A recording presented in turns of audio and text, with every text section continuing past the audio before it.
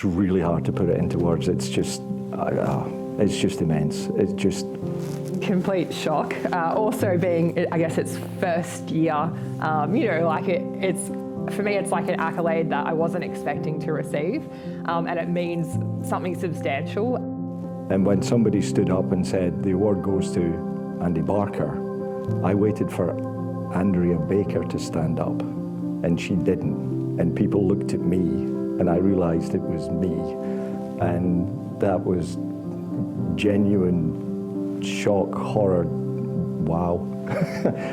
For some reason, I have been leveraged to this person who has now, written a book with Sidney Dekker, done a podcast with Todd Conklin and Sidney Dekker. And what you didn't hear on the recording with Todd Conklin is him asking me, "Are you breathing, Georgina?" Because I was sitting in the room, like, what is happening? Like, I'm like a schoolgirl, all excited, So it's those moments that sometimes you have to check yourself. And it's really hard to put it into words. It's just immense.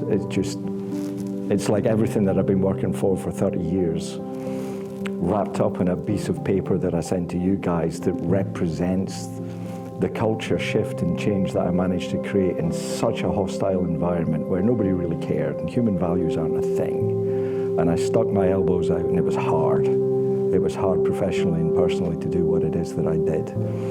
And then I was just a guy doing a job.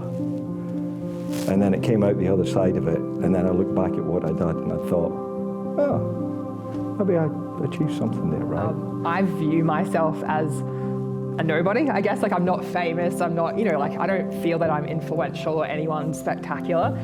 So to be recognized, I guess, amongst my peers and amongst a group of people that are highly passionate, highly dedicated, kind of gives me a sense of you might be something, like that you're onto something and there is more to this than just, you do what you do. So that's the feeling. It's like a warm and fuzzy in your heart, really. Right. So the recognition given by, the hugely intelligent people that sat and read this piece of paper and said, that's worth something, it's just off the charts happy. Take the time to recognize where you are first, because a lot of the time when people think they want to change their whole organization, they'll jump into solutions mode straight away without really recognizing the challenges they are facing and where they currently sit. And that can impact, I guess, their transformational journey. It will fail if you think you're going to go in. And I always say, with the book of Dekker or the book of Conklin, like the flags all raised and you're going to change the world.